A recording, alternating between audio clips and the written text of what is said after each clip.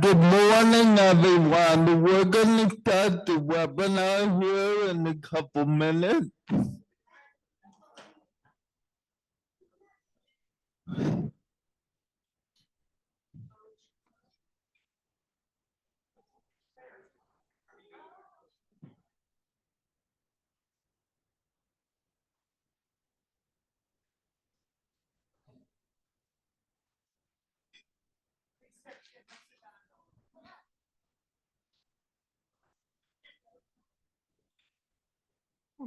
I'm just going to test my sound. Can folks hear me okay?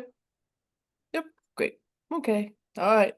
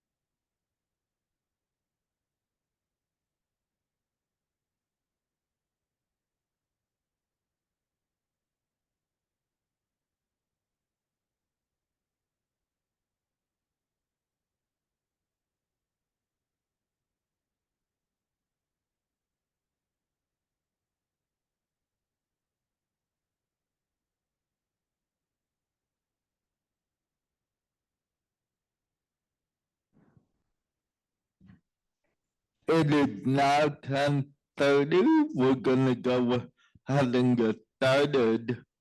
Good morning, everyone. My name is Michael Lewis.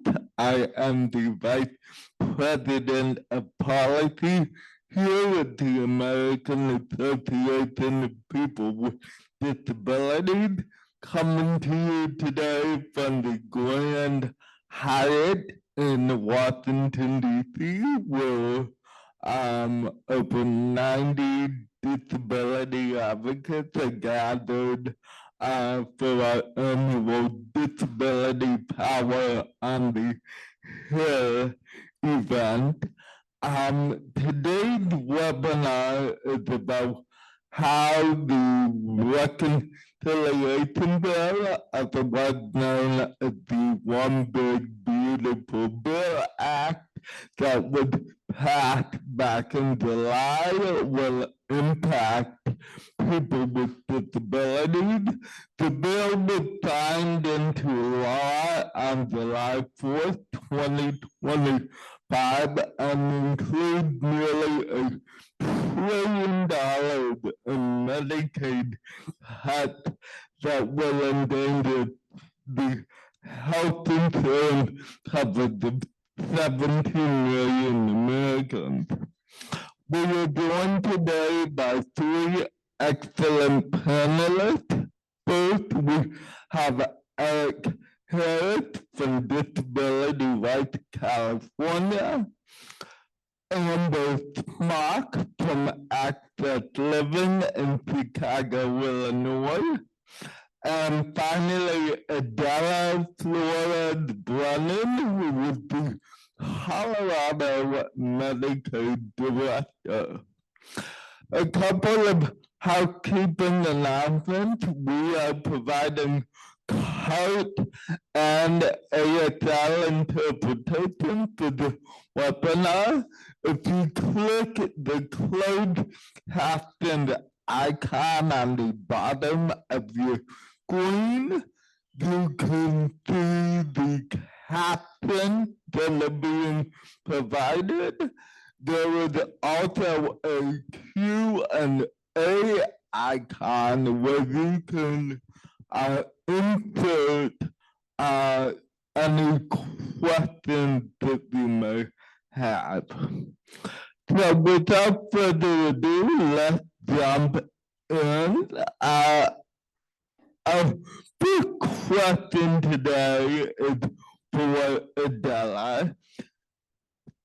Adela, to lay the groundwork and provide a brief context, could you please give a summary of what you think the most significant aspects of the bill are? Yes. Good morning, everyone. Thank you for having me. I hope you can hear me okay. My name again is Adela Flores Brennan. I'm the Medicaid Director for the state of Colorado. And, the HR1, as we are calling it, has very sweeping impacts and really, to me, represents the rolling back of many, many years of building up and developing the healthcare system so that we are able to provide more affordable, more equitable access to healthcare for people across the country. So what we are seeing with HR1 is a reduction in Medicaid and also the marketplace. So I know I'm going to talk mostly about Medicaid, but I think it's important to also recognize that we're undermining the ability for people to get coverage through the marketplaces as well, which was part of our continuum of healthcare availability. So I think we are going to see increased uninsured rates. We're going to see pressures on Medicaid programs around the country that force us to invest more dollars into creating administrative barriers rather than paying for services and benefits. We have very tight timeframes to implement some of these provisions that we're going to be implementing, like work requirements and new eligibility checks every 6 months. All of those things have to be implemented by the end of next year.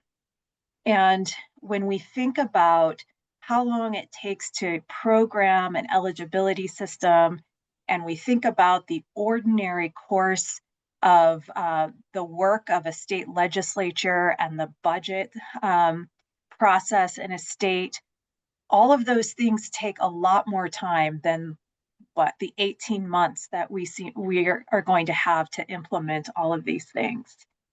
So when I think about the things with the greatest impact, it's something that we've already seen impacting people around the country. What went into effect right away was the prohibition on funding Planned Parenthood. We in Colorado had to see a lot of canceled appointments. We had to suspend Planned Parenthood right away. Because of litigation, we were able to turn their coverage back on, but that was really disruptive and really confusing for our members. So that was something that had immediate impact. We are going to see, again, work requirements. We are going to see people needing to be renewed every 6 months. And if you think back not too long ago to how we all the 50 states had to unwind the public health emergency continuous coverage provisions, we saw how disruptive that those renewal processes could be to people across Medicaid, not just our expansion populations. And these provisions really are going to target the new expansion populations that came on after the Affordable Care Act. So adults without dependent children, generally our non-disabled population, and some parents. However, anytime we make sweeping changes like these to a Medicaid system, inevitably there are issues for all of our populations across the spectrum because communication is difficult, because sometimes programming of IT systems can affect other places in the eligibility system. So we're going to have to be really mindful as we make all of these changes about mitigating the impact on all of our populations that are supposed to be exempt from these provisions. So in addition to the 6-month verification and the work requirements, the other things that I am really paying attention to right now are the changes to retroactive eligibility that allowed us to look back 3 months to see if somebody was eligible and pay for their benefits and services. That is going to be changing, and it's going to be different. It's either going to be 1 month or 2 months, depending on which category of eligibility you fit into. Again, creating more confusion and administrative barriers. And then there's some really sweeping changes to how we identify or define who is a qualified alien or a qualified immigrant for Medicaid. And we're really shrinking that population so that we're going to no longer be able to enroll some refugees and asylees, victims of torture and trafficking. And there's not going to necessarily be another place for those folks to enroll. So hopefully that gives you just a snapshot. That's a lot of information all at once. I'll turn it back to you all. Thank you, Wadala. That was very informative. This next question, which is kind of a secondary question to the one I just asked Adela, it's for Eric and Amber both. What are the provisions that are going to be the most impactful for the disability community specifically? Yeah, thank you so much. My name is Eric Harris, and once again, thank you for having me. I'm with Disability Rights California. And the role that I play at Disability Rights California is a policy role. So I am somebody who advocates with policymakers, elected officials, their staff on a lot of these issues and other issues at the state level and at the federal level in Washington, D.C. So I think that you all were able to get a lot of the specifics relating to the Medicaid cuts that everyone in the disability community is particularly concerned about. I will say a couple of things. So, um, what we've seen, and this happens in policy all the time, rhetoric and dangerous rhetoric often leading to dangerous policy.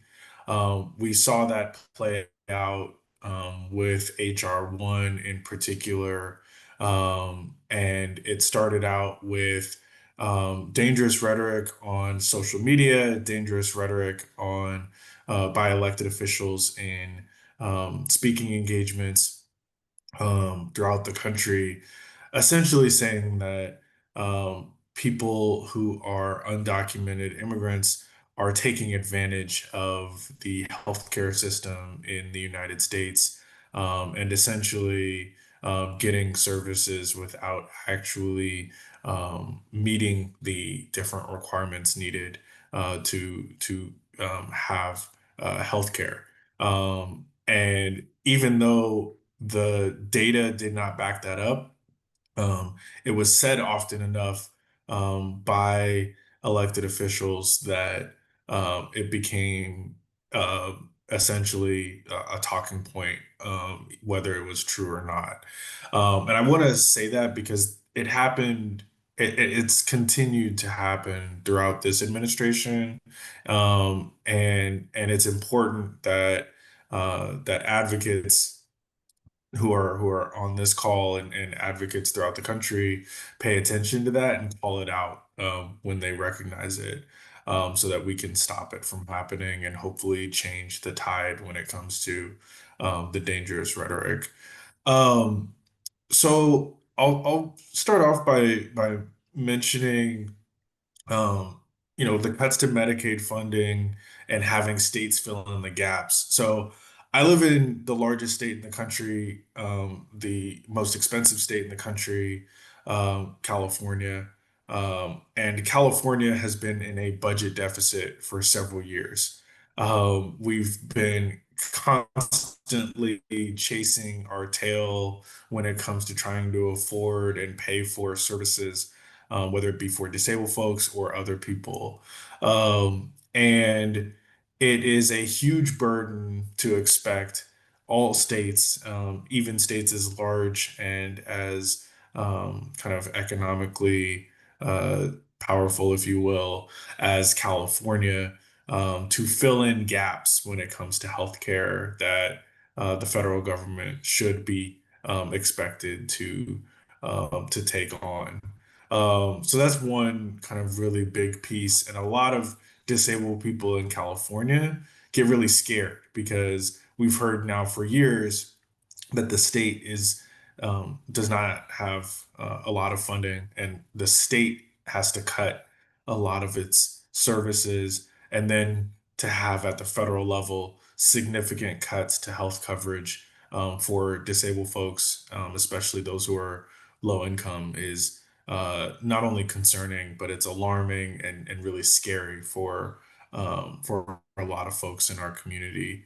Um, the the other thing that I think is important to recognize, and this bill, of course, is very long and complicated, but a lot of the language is vague and ambiguous when it comes to giving discretion to states and the Secretary of Health and Human Services. And I think any of the lawyers who've looked at this policy will say, when you have vague and ambiguous language, it can lead to a lot of problems. And oftentimes, disabled people are left out when language can be vague and ambiguous, and decision-making power is left up um, to state governments or Secretary of Health and Human Services. And one thing that we heard constantly when we were doing some advocacy on this issue from, in particular, members of the Republican Party in Congress, they kept telling us and many other disability advocates that this will not hurt disabled people, that these cuts will not have an impact on disabled people. And we tried for months to explain why this will impact disabled people. And one of uh, the important pieces that we kept trying to do was put folks with lived experience in front of these policymakers so that they could hear the stories and the ways that Medicaid is so important to folks in our community. So I'll leave it at that. The last thing I'll mention real quick before I hand it off to Amber, the other piece that HR1 had a major impact on, supplemental nutrition assistance program benefits, or SNAP benefits. A lot of disabled people depend on SNAP, depend on access to having the ability to get groceries, to get food for their families. Um, and I think that it's crucial that part of it is included in the disability impact, because so many in our community depend on government assistance to be able to buy food, to be able to have access to food. Many in our community either live in food deserts, or live in situations where it's really difficult to have transportation to and from grocery stores, and SNAP really makes a major difference in our lives. So I think it's really important that we continue to recognize SNAP benefits in this as well. This is Amber speaking. So my pronouns are she and hers, and I am the Vice President of Advocacy for Access Living, as Michael said earlier, which means I supervise a team that does both policy and community organizing. Um, so just briefly, because we have a bunch of other questions we're going to get to, I think the extra things that I would just mention is, both Adela and Eric mentioned the increased administrative burden to people with disabilities. And I think, this is part of the philosophy of trying to get people to pull themselves up by the bootstraps, et cetera, et cetera. But the reality is that bureaucracy is incredibly challenging for lots of people with disabilities and, lots of non-disabled people to navigate as well.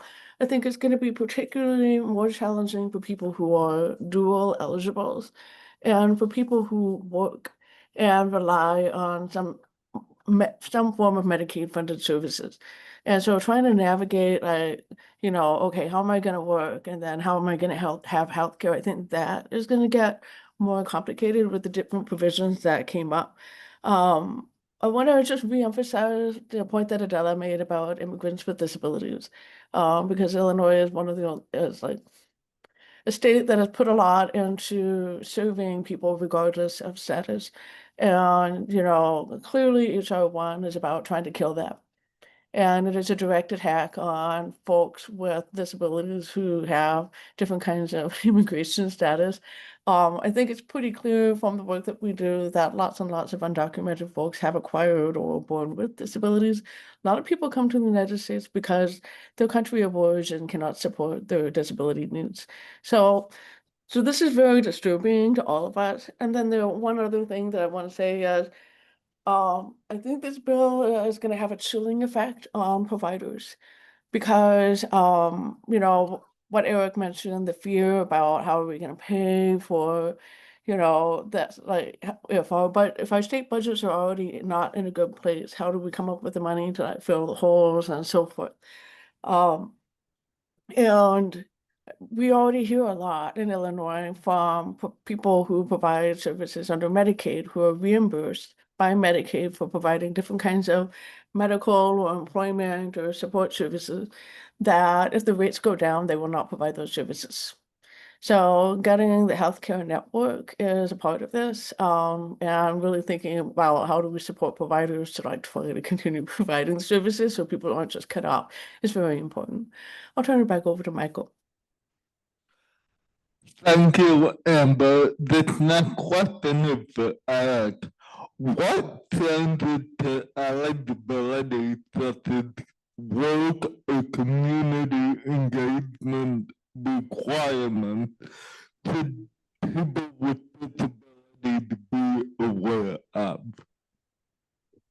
Yeah, thank you for that question. This is Eric speaking.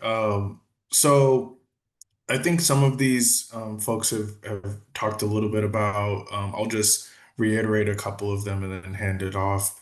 But again, back to the dangerous rhetoric leading to dangerous policy. Um, the rhetoric that people essentially are pretending to be disabled or pretending to not be able to work so that they can still get benefits is a really dangerous talking point that was stated and used by policymakers and elected officials consistently. Um, and it led to having this work requirement for disabled folks to receive health coverage, and in this case, to receive their benefits. Um, we know based on data that uh, employment outcomes are not improved because of work requirements. That there are many, many reasons why disabled people are not able to work.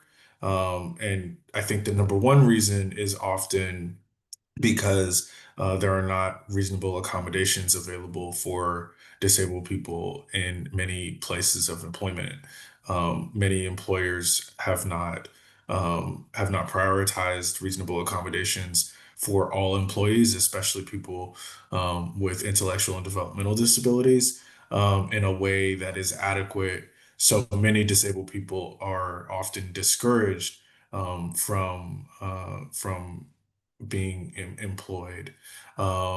So having a work requirement is discriminatory and harmful to disabled people. Um, so that's, I think, the most important. And I think eligibility, I know Adela mentioned it earlier, the fact that that this new policy would require um, uh, essentially a disabled person to prove eligibility every 6 months instead of once a year. That's a huge burden to disabled folks, and could cause a lot of issues and lead to a lot of disabled people not being included in coverage. And that's another really important piece. And then finally, and Amber mentioned this earlier, but the folks who are dual eligible, um, it's a really challenging circumstance when folks are on, Medicaid and Medicare, and so that they can have full coverage. And what this bill essentially would do is make dual eligible folks even have an additional hoop to jump through, additional red tape to get through, which can be really complex. So those are the few points that I would mention about eligibility and work requirement impact. Thank you, Eric. Amber, this next question is for you. How should disabled people prepare for the Medicaid cut that will impact the coverage and eligibility? Okay, hello everyone. So this is Amber speaking again. So the very first thing that needs to happen is we need to make sure that everybody who has Medicaid actually knows they have it. And the reason for that is because, first of all, for example, in Illinois, we do not have a Medicaid card that says Illinois Care or some kind of like statewide name for whatever the Medicaid program is. We have several companies that provide Medicaid managed care services. And what happens is you get a card that says the name of the company at the top, and then you have to read below, and then it'll say your Medicaid ID number. And that's how you know you have Medicaid. And so if you live in a state where it doesn't say Medicaid right at the top of the healthcare card, then it is going to take some community organizing and community education to really work with people with disabilities to say, hey, look at your card.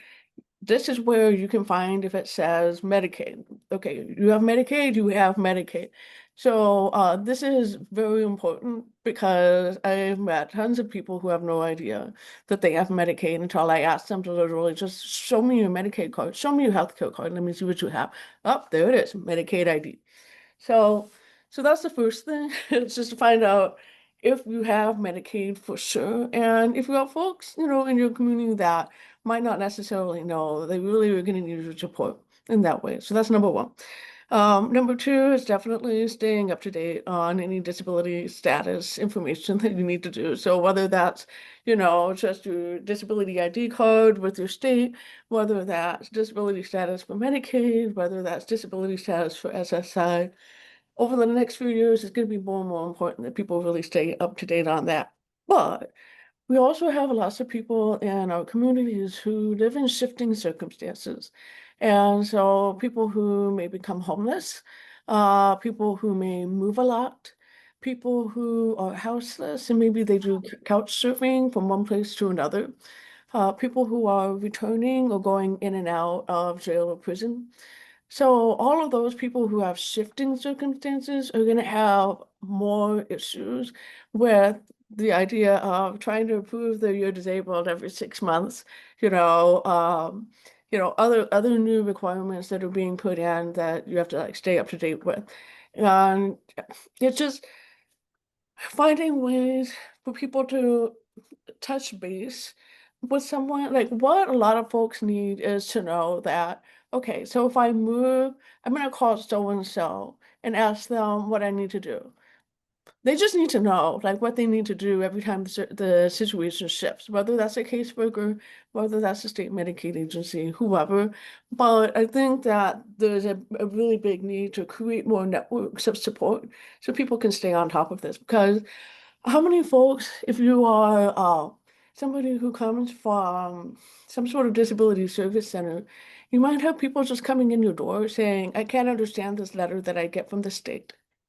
I can't understand this letter that I get from my healthcare insurance company. What is this? I don't know what this is, you know. And it may be fairly obvious if you can read well and if you have the comprehension skills, but a lot of people simply don't have that. So building the support networks to help people understand what's in front of them and how to stay up to date is very important. Maybe that's having regular check-ins with services, et cetera, et cetera. But it is certainly most challenging for people in the shifting circumstances that I just talked about. And I'll just leave it at that for right now. Thank you, Amber. Adele, do you have any pointer to add to what Amber just said? Yes, thank you. I think those were really important ideas. The one thing that we did before we did the unwind of the public health emergency continuous coverage was we reminded everyone to update their contact information.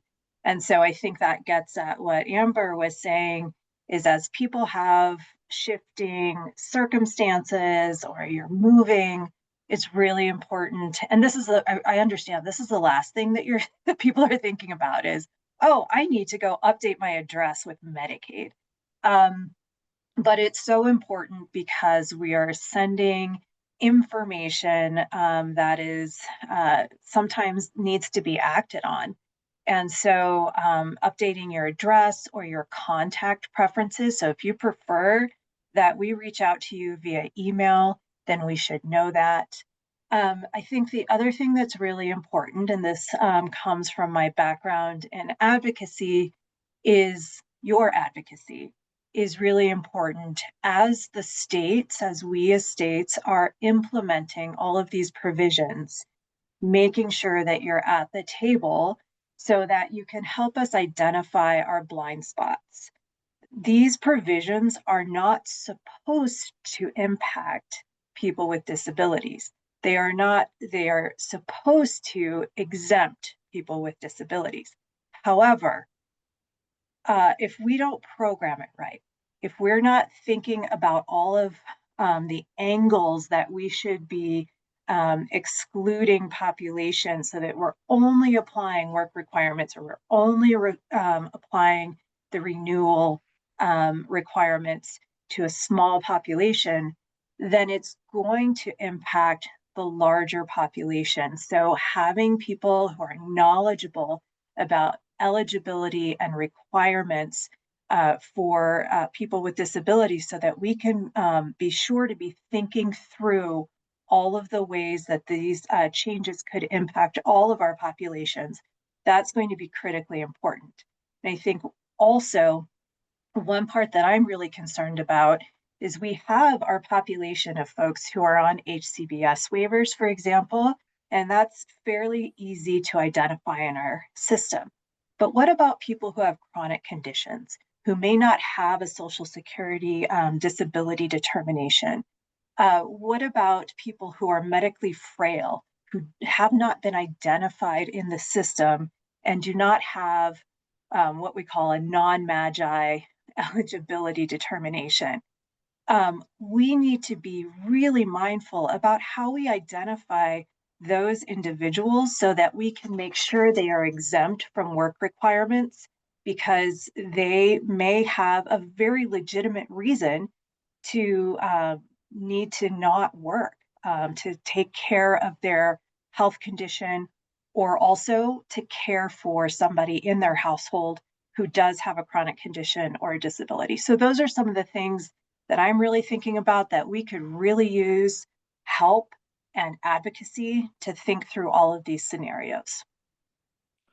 Thank you, Wadala. The next question is actually for you as well. If you could tell us a little bit about how HR1 is going to put financial pressure on state and rural healthcare providers. We've seen a lot of news stories about how healthcare facilities and hospitals that serve primarily rural populations, a lot of them may even be forced to close.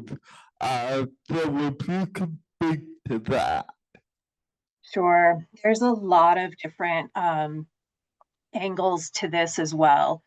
So in Colorado, we are one of the states that was immediately impacted by HR1 from the tax provisions, but just because of how our tax system is structured in Colorado, we are already facing an over a $1 billion hit to our state budget. And we had to go into a special session just 2 weeks ago to make cuts because our current fiscal year was getting impacted already by HR1. So we needed to make over $1 billion worth of cuts, which that's a big deal in Colorado. I know different states' budgets vary, but $1 billion is a lot to cut out of the Colorado state budget. So that's already a financial pressure. We already had to make cuts to Medicaid, and we are going to continue to need to make cuts across state government as we move into our regular session in January. So that's one financial pressure to the state. The other, as I sort of mentioned earlier, is that we have all of these technology changes that we're going to need to make to our systems to program them for work requirements, for these new eligibility requirements. Those were not costs that we were expecting to incur and that we would have put towards services and benefits. But now we need to invest in technology changes and also people like operations, call centers. We have a county administered system in Colorado. So we have 64 counties that are doing our eligibility work. All of those counties are going to have to increase their staff. We're going to have to increase our staff to handle all of the additional paperwork and administration that goes along with these requirements. And then you think about our healthcare providers around the state. They were already facing shortfalls in their budgets because of all of the changes after COVID and after the continuous coverage provisions were unwound. There was a lot of shortfalls to our federally qualified health centers, to our rural hospitals, and our rural clinics. As we see more and more people becoming uninsured as a result of these changes, that is going to impact our healthcare system and our delivery system because they will have more uncompensated care. So that is a huge concern. We do have this rural health transformation program that is supposed to inject billions of dollars into rural health systems. We're still, I think, waiting to see that request for proposals to know exactly how, as states will be able to distribute that funding. But there's a lot of doubt that that funding will fully replace everything that is being taken out of the system because of the other changes.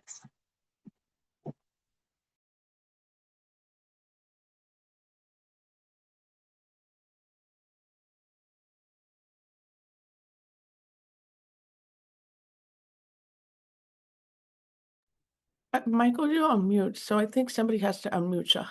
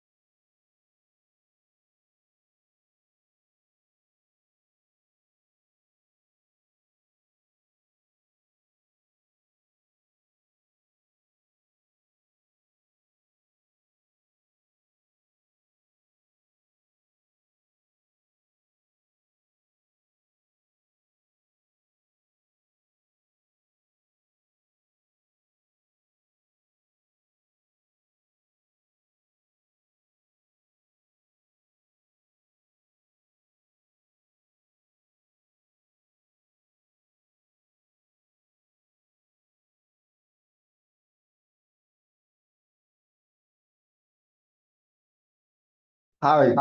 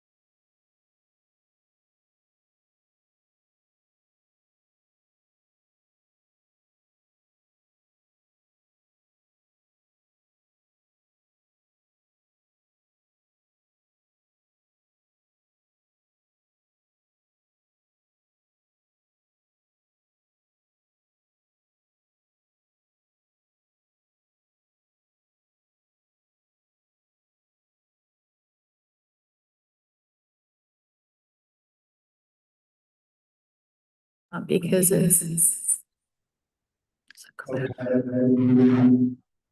Yep, we got it. Alright, the next question is, but Eric and Amber, what new administrative requirements could implicate access for people with disabilities?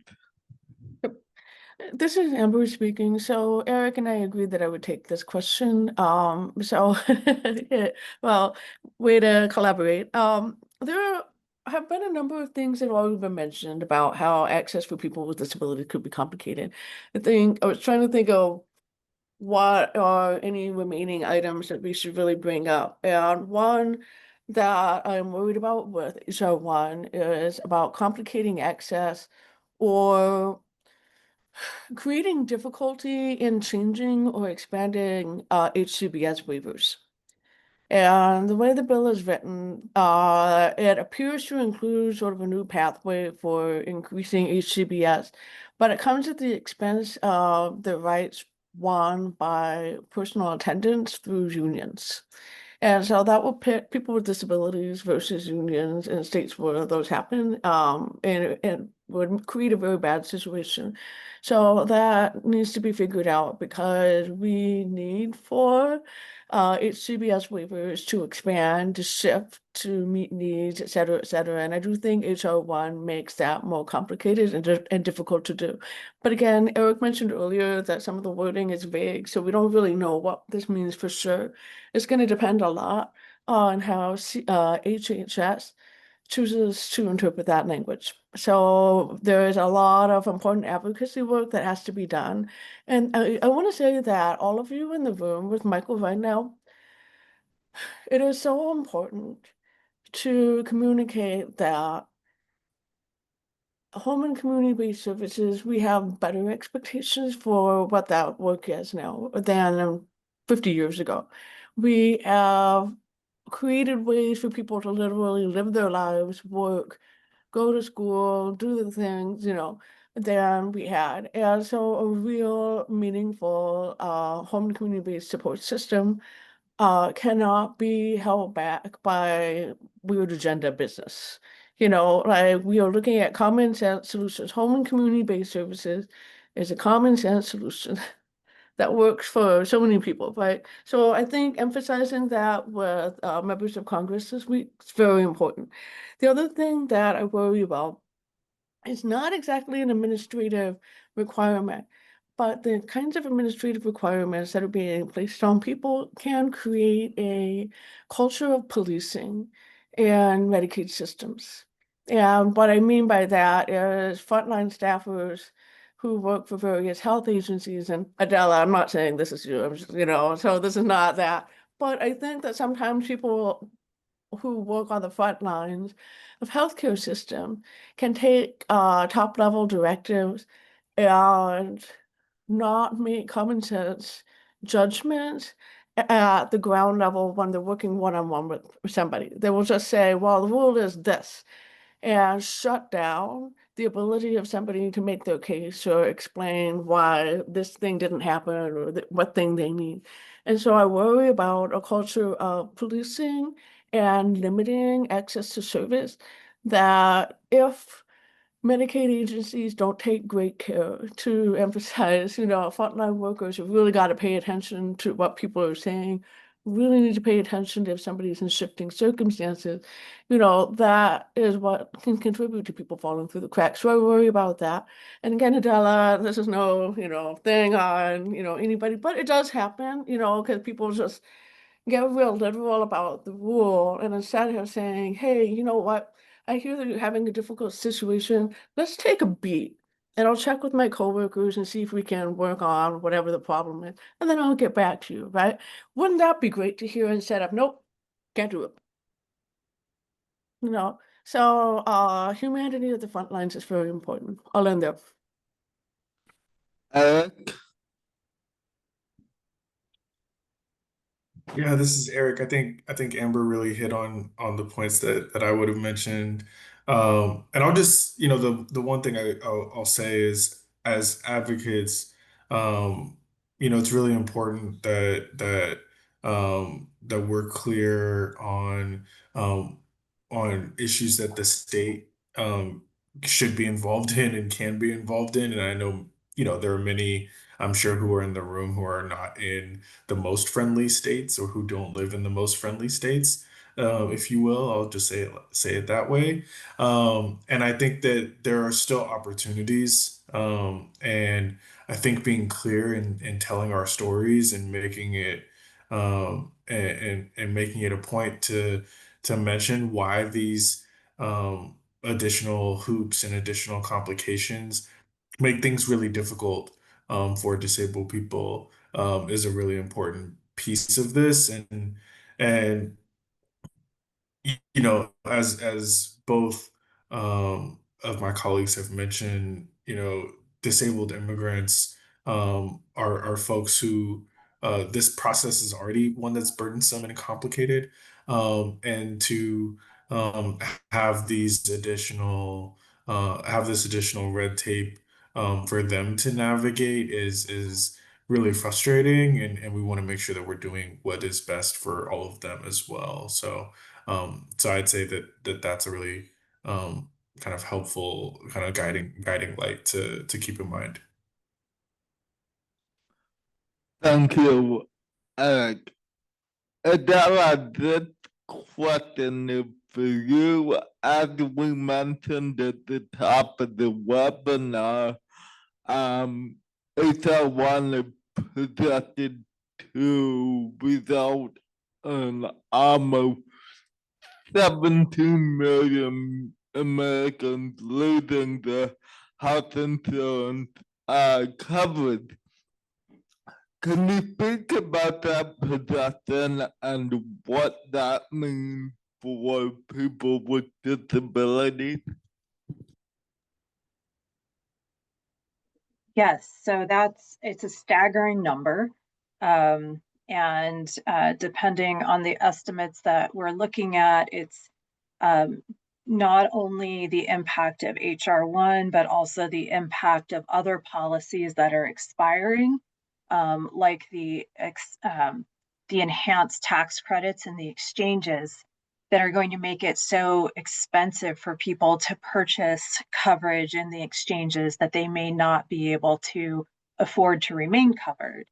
And then, of course, the effect of all of these changes, like work requirements and more frequent redeterminations, are going to mean that people churn off of Medicaid and lose their coverage and continue to be uninsured. And as we've talked about throughout the webinar,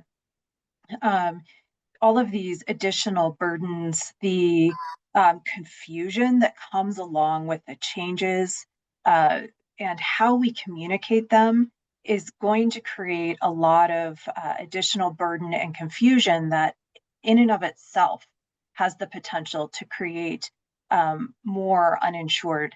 And we saw that. We have a recent example of that. I keep referring back to the PHE unwind, but we had a lot of unintended consequences here in Colorado, I'm sure in other states as well, for people with disabilities, where we were making a change in the system. These eligibility systems are like spaghetti sometimes, and you pull one strand and it tangles up something else and has an unintended impact, or the communications aren't clear. So people don't know that they're impacted, or they think they are and they're not. And so there's just so many opportunities for this to impact so many people. And I want to say that in Colorado, we've really established as a North Star for implementing HR1 that we minimize the coverage loss. Our intent is to try and move all of this forward, all of these changes forward, and mitigate the impact on our population. So that is how we are looking at these implementations. And again, I'll just say that we're going to need the assistance of our communities around the state, around the country, to be able to help us, again, identify those blind spots and to help us with things like communication and reviewing our communications, telling us how to get to people, and how to make our communications clearer so people know who needs to take action and when. Thank you so much. You've all given us great information about how to prepare for the impact of HR1 as it begins to get implemented over the next several months and years. This last question is for everyone.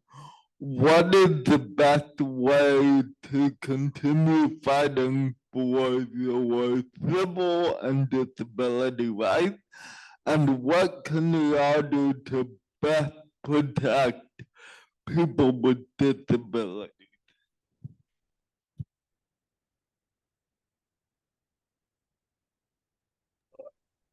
This is Amber. I'll go ahead and start.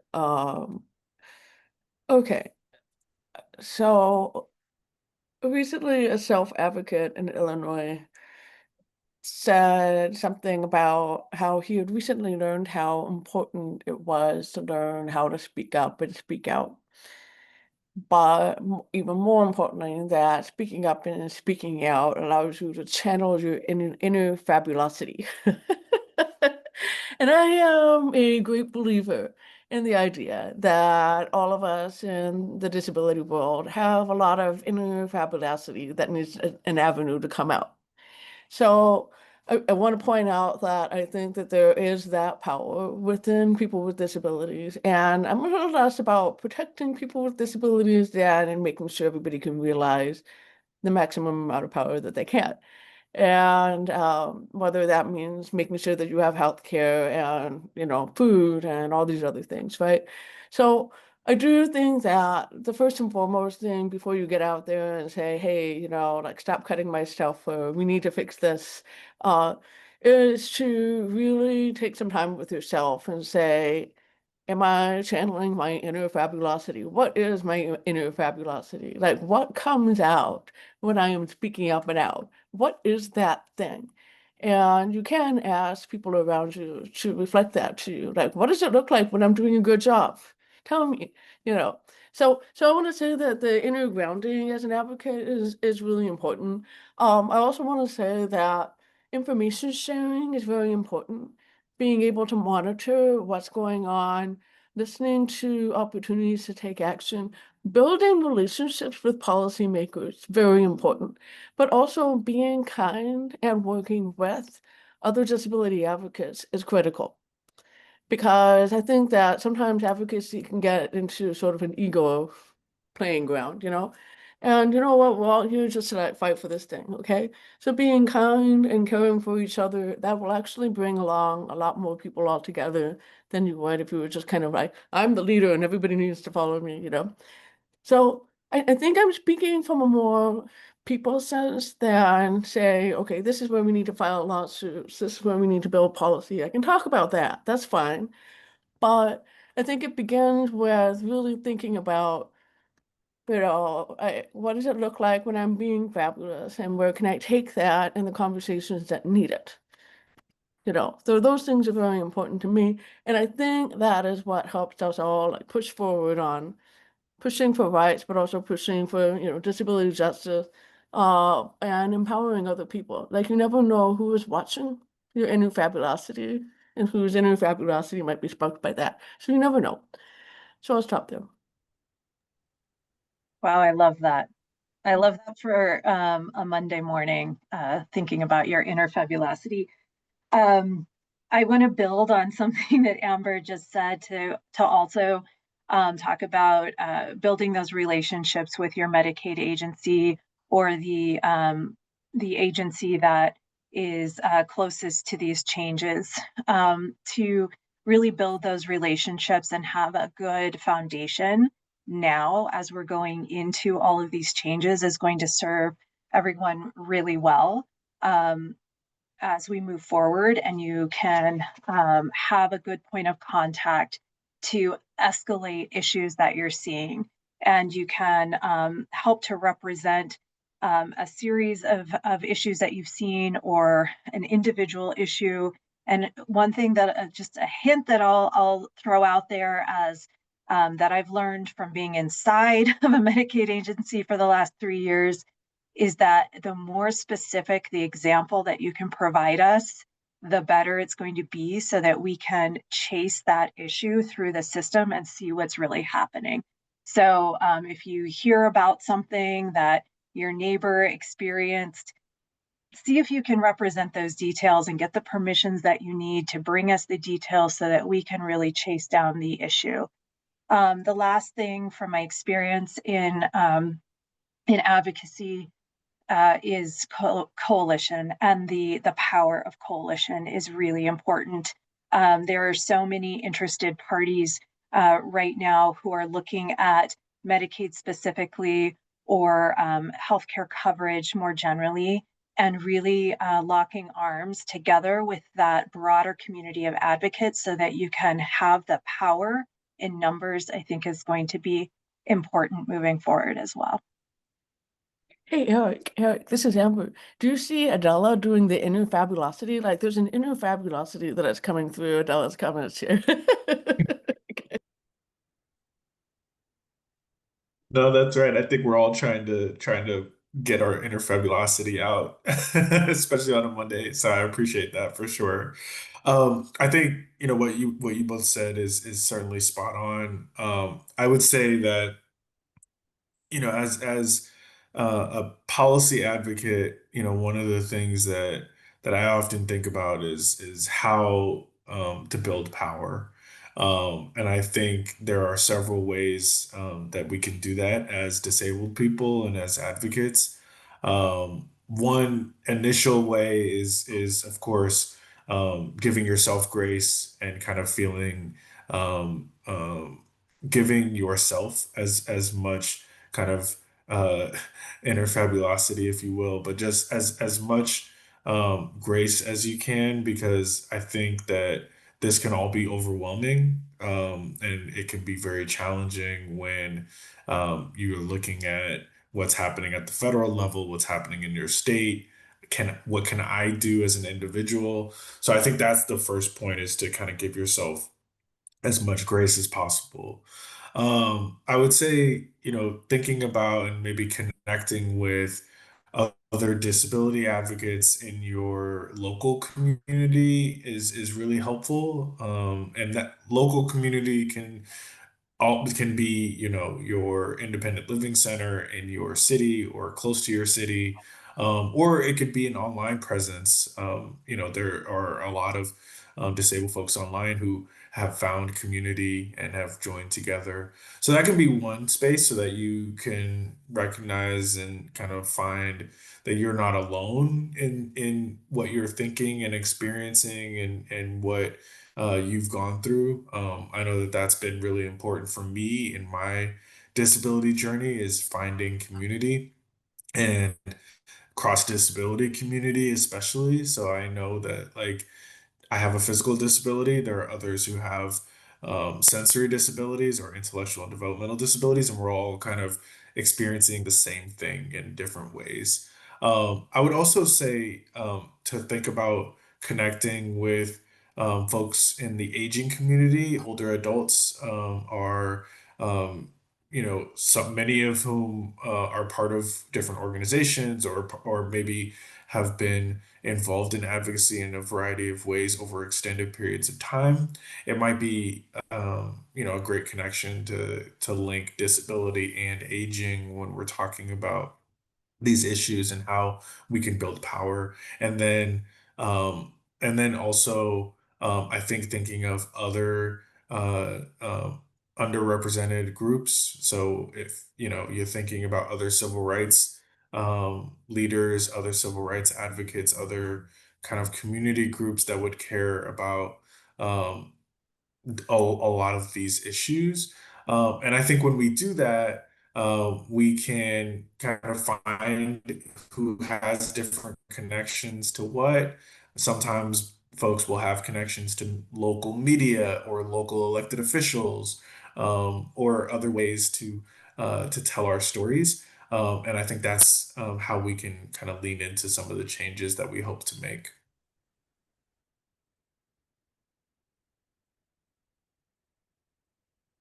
Thank you all. That is all wonderful advice, and I think it all underscores the need for storytelling and telling a story as HR1 becomes reality on the ground. I really think it's going to be critical that we join forces, reach out not just to our elected officials to hold them accountable, but also reach out to our allies in the media so that they can help us tell our stories about how the field is impacting people around the country, whether they have disabilities, whether they relied on enhanced premium tax credit to pay for the health care, whatever the case may be. And bring the collective force of our stories to the front and center on the national discussion. Um, Thank you all very much for joining us. Does anyone have any questions?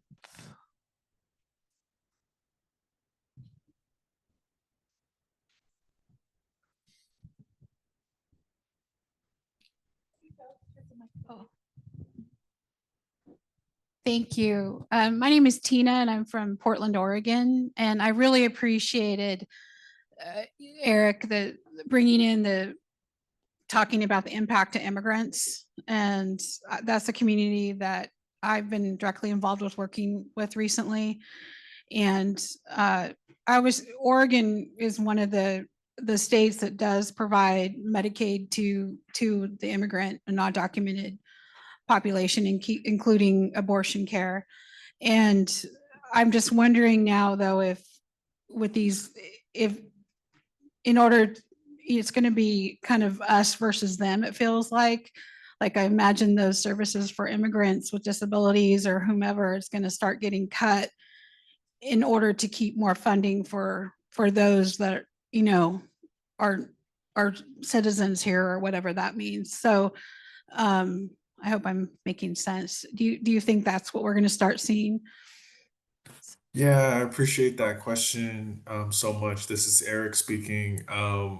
Yeah, I think you're right. And I think what we have to hope is that many of our individual states, I know California has really prioritized health coverage for all immigrants, regardless of status as well. Um, so I think we have to hope that our states will continue to prioritize. Immigrants uh, and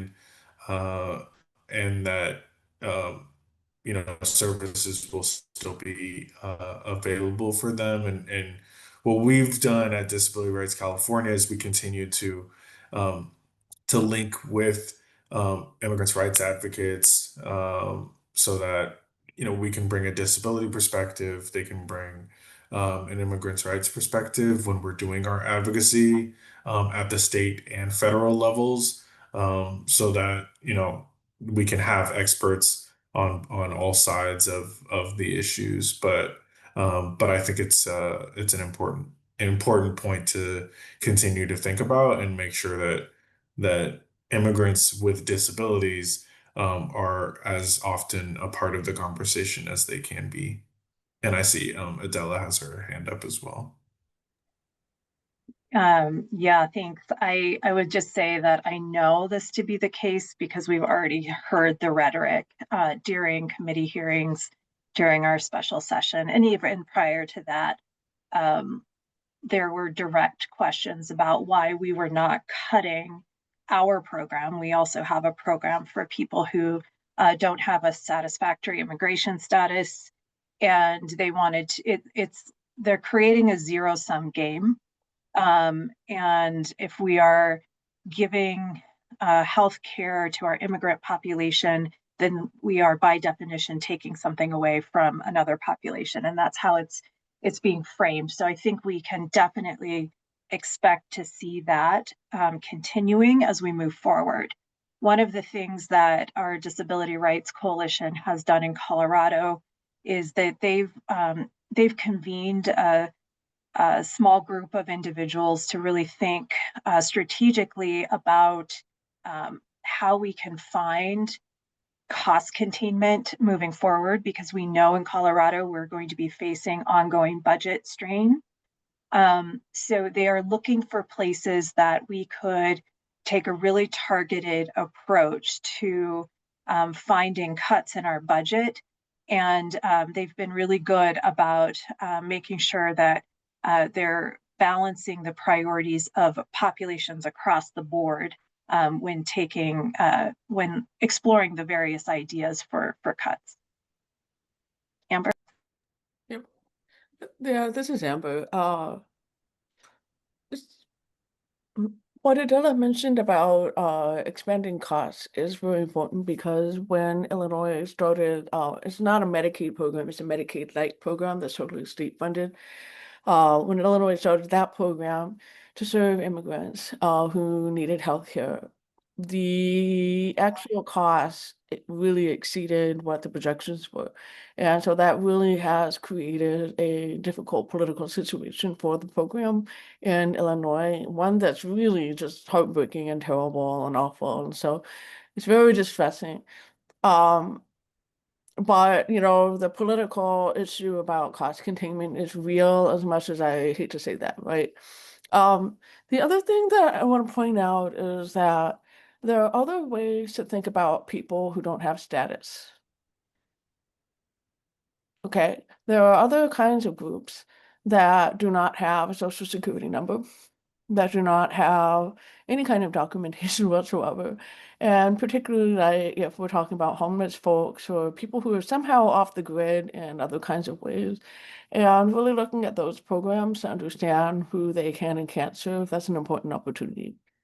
So I just am going to name that as an area that people have been looking at, like we just have people in our, neighborhoods and towns and cities and villages who simply do not have any kind of legal documentation whatsoever. There actually do exist programs for that, but they're not necessarily immigration based.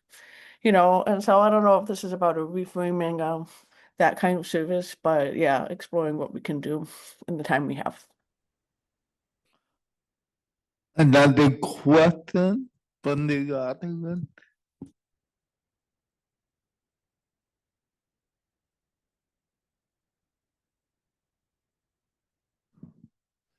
Thank you very much for the insights shared and the questions asked. My name is Miriam. I'm working as a vocational counselor at the Department of Rehabilitation. So as someone who is serving individuals with disabilities on a daily basis, I'm seeing a lot of frustration, anger. I'm seeing people being uncertain, constantly showing up angry and frustrated. And I understand that. And so I was wondering what initiatives are being taken to disperse the information, or we're just unlike, similar to all the other issues, we're letting individuals with disabilities figure this all out, or we're providing the proper information through what channel and how they can obtain this information so they're not as frustrated as I'm seeing these individuals. And the second question is, we talked about providing proof of disability, and my question is, are there any conditions to those who are born with a disability? Do they also have to provide the proof? Thank you.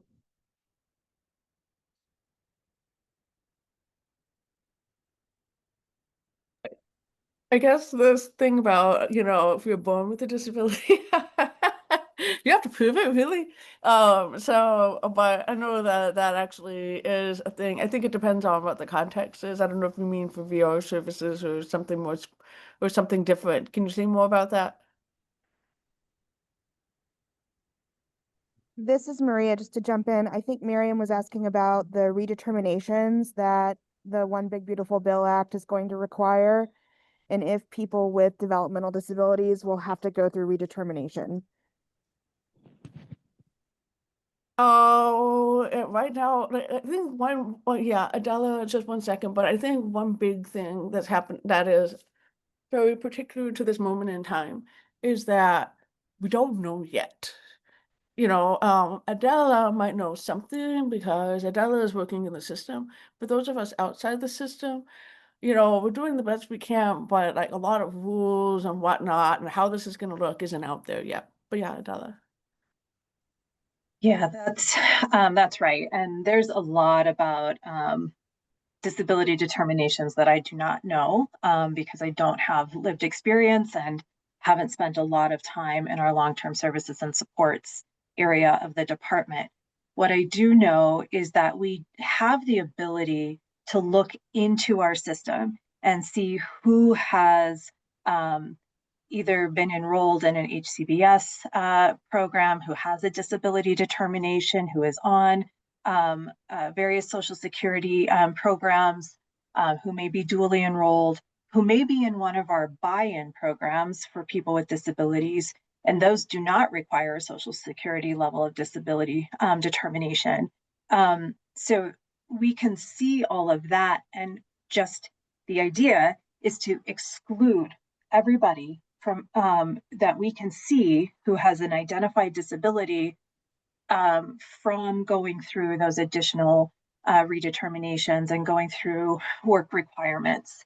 What I get more concerned about is the folks that we don't know who may have a disability, who just either for whatever reason haven't reported it yet or don't have that Social Security determination yet, or what have you. That I think is going to be where we see some complexity and likely are going to see administrative barriers as more people try and access those programs, and those determinations probably get more backlogged. We already have backlogs with our vendor who is doing those disability determinations. I'm sure a lot of states do. And then I think you had a question too about communication. And I think it's absolutely imperative that we start now in figuring out how we're going to communicate clearly and accurately to people. I don't know that we have that figured out, right now in Colorado. We're just trying to put out fact sheets about generally the impact of the legislation on Medicaid. But we don't have anything that's really targeted to our members yet, except that our executive director, our secretary of health, is doing some videos. We'll send talking points to our call center, things like that, to help just keep people up to speed on what's happening, because anytime something shows up in the news, we get a ton of calls to the call center, people worried that they're going to immediately lose their coverage. So we're trying to keep people calm and give them as much information as we have right now, knowing that the changes aren't coming until late next year, but we're going to be needing to communicate well in advance of those changes going into effect. Go ahead, Amy. Yeah, this is Amber. I wanted to clarify too that the 6-month expansion, I'm sorry, the 6-month redetermination thing is very targeted at Medicaid expansion folks. And so, but a lot of people are not really clear if they have Medicaid expansion. So try to find out if people have Medicaid expansion, and you might have to build a process for yourself where you're like, okay, well, this is what we do when we're trying to find out if somebody has Medicaid expansion. You know, for the advocates who are outside of government, you're going to have to figure that out. The other thing, though, that I wanted to say is the disability world is very good at doing things like getting people together, whether that's for a training or a cohort or whatnot, and using those areas to funnel information. You know, like if you start getting a pack of people with disabilities in different areas who are kind of like influencers, they really go out and they talk to other folks with disabilities and so forth. So to the extent that nationwide there are cohorts or groups or networks, you know, those are very important to get information to, because those folks are going to help each other. So I do feel like that dynamic outside of government is very important for us.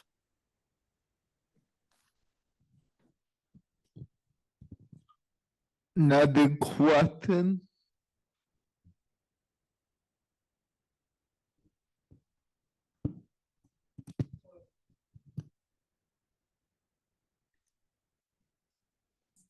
Sorry, try this one. Hello, I'm Richard from Santa Cruz, California.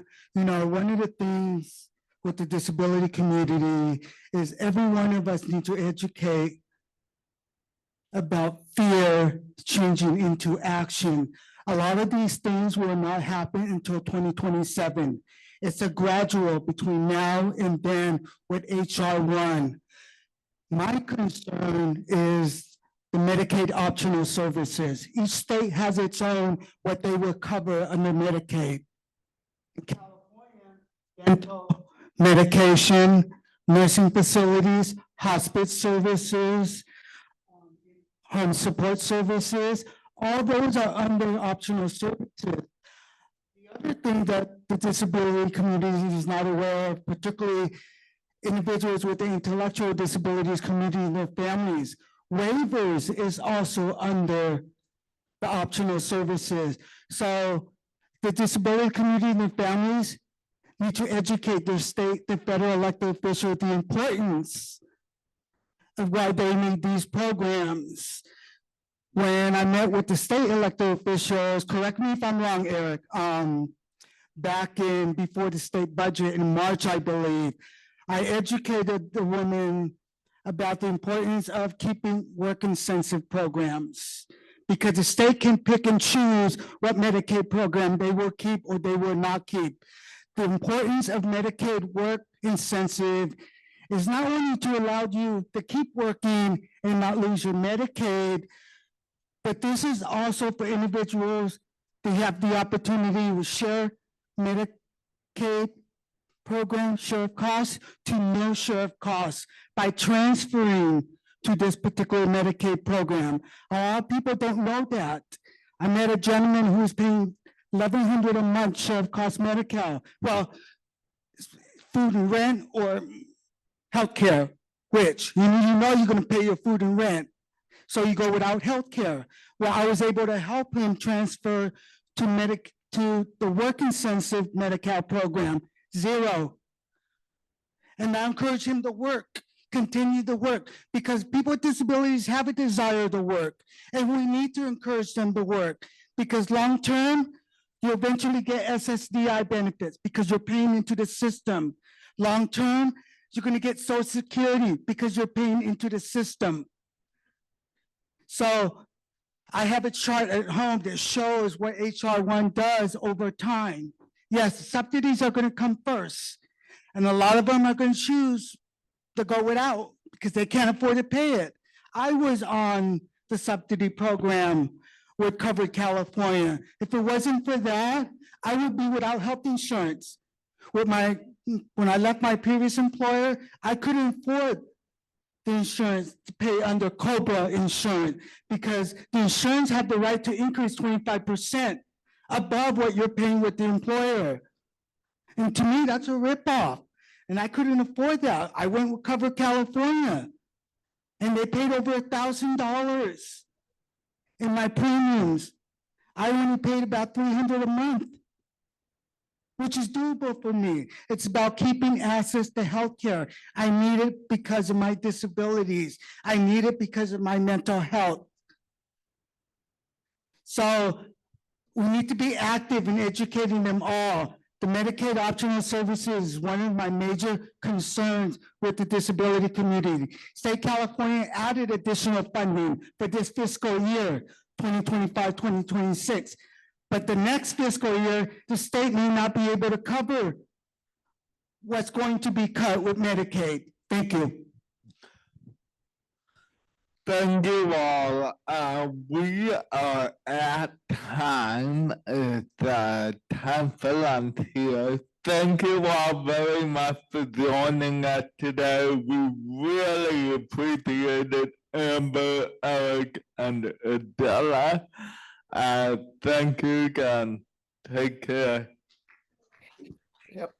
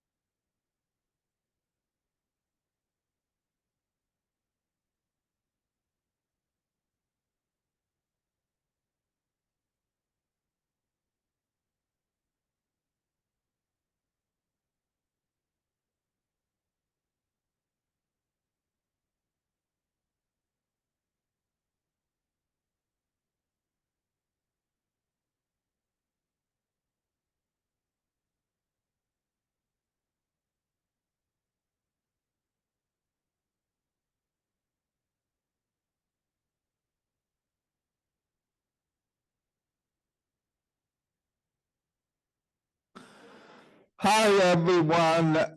Thank you for that. We are gonna have lunch here shortly. There is an optional bystander witness training at 2 p.m.